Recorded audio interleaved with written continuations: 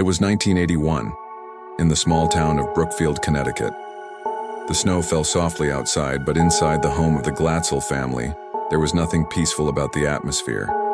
Debbie Glatzel, her fiancé, Arne Johnson, and her younger brother David were trying to settle into their new house.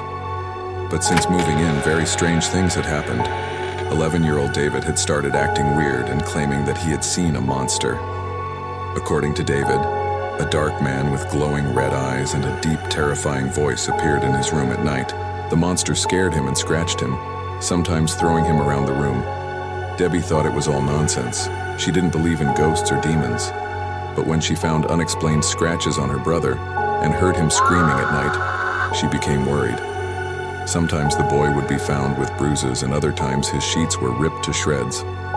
One evening, Debbie heard David crying and screaming, "He has me now." When she rushed to his room, she found him levitating above his bed. Startled, she called out to him. And as soon as she did, the boy stopped moving and fell back onto his mattress. Witnesses claimed that David looked confused and scared. Obviously, this was not normal. Debbie knew she needed help, so she contacted Ed and Lorraine Warren, the most renowned paranormal investigators of the time. Lorraine Warren, after talking to David, said, "I know what's happening here. You have an incubus demon in your house." Lorraine and Ed Warren were famous for their involvement with many high-profile haunting cases. They had already written books about their experiences, and they were featured in numerous news articles. The couple had investigated many cases of demonic possession, and according to them, David was one of the worst cases they had ever seen.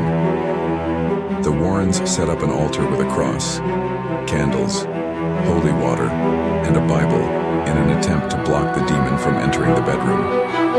Then they began to perform an exorcism.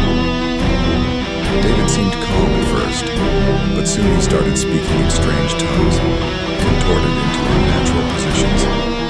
His body shook violently as he screamed at the top of his lungs. Afterwards, David explained that the dark man had whispered to him, saying, "When the two old people meet, I will have you." And Lorraine warned everyone that the demon would most likely attach itself to someone else. Her premonition was correct. David was not the only victim. In the coming days, the demon would jump from person to person. It first went after Debbie, but she rejected it every time it approached her. Then the demon turned its attention to Debbie's fiancé, Arne Johnson.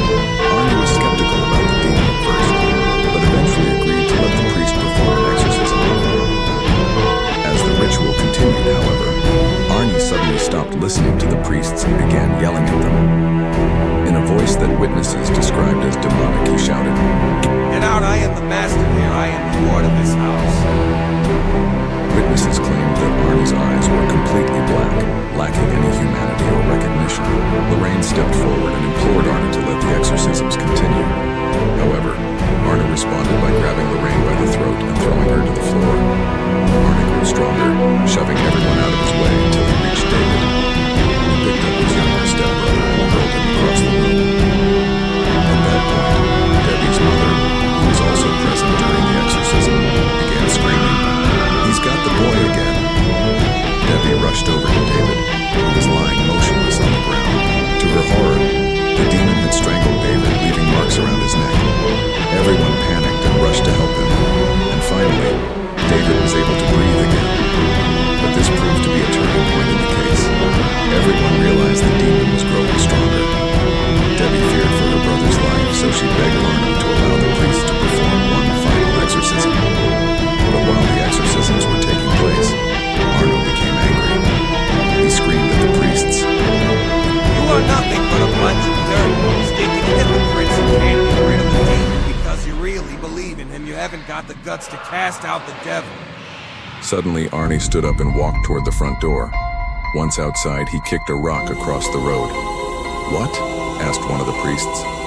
"That was the last straw," replied the priest. "Get away from us, you are not one of us anymore." And they banished Arne from the house. But the situation soon took a turn for the worse. Arne returned the next morning, demanding to see David. Debbie's mother opened the door and allowed him to come in. But once inside, witnesses claimed that Arne's eyes flashed red. Debbie's mother immediately regretted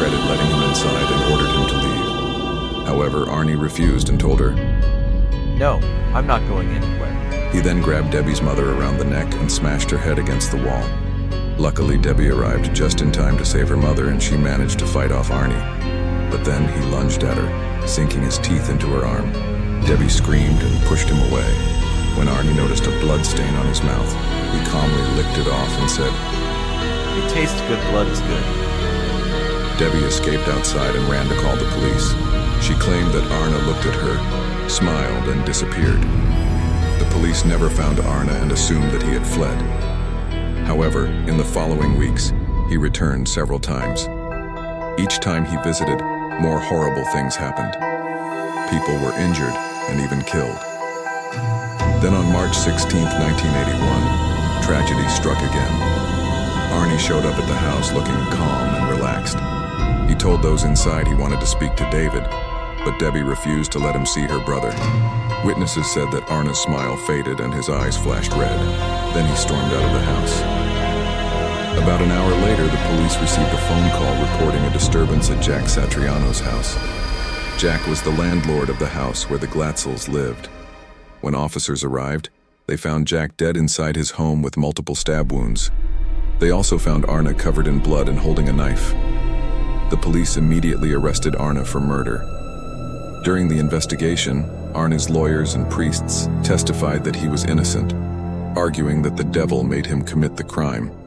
Even the Warrens came to court to argue that Arne had been possessed by a demon. But despite all the evidence, the judge ruled that supernatural evidence was inadmissible in court. Therefore, he would not take the demon into consideration during the trial. Instead, the judge decided to focus on Arne's mental state. During the trial, Arne acted as his own lawyer and hardly presented any evidence. Instead, he amused himself by playing with his food and insulting the prosecutor. The jury deliberated for less than 2 hours before finding him guilty of manslaughter. Judge Robert Holzberg sentenced Arne to 10 to 20 years in prison. This was the first murder in Brookfield's history, and the first case in the United States where the defense argued that the defendant was possessed by the devil. While Arne sat in prison, rumors spread that the demon was still haunting the Glatzel family. Some claimed that Lorraine Warren had been permanently scarred by her encounter with the demon and never recovered from it. Others said that the ghost of Jack Satriano haunted the place where he died, unable to find peace. What's more, Arne spent 24 years behind bars. In 2006, he was released on parole. And 2 years later, he married the woman who had supported him through everything, his high school sweetheart, Betty. To this day, nobody knows exactly what happened in that house on the hill. Many believe it was simply a case of mental illness, but others insist that the story was a true case of demonic possession. Before we wrap up, let's discuss some of the theories surrounding this case. First, some claim that Arne's actions were not the result of demonic influence, but instead schizophrenia. But there is one thing that doesn't add up. How could someone impersonate multiple personalities and display superhuman strength?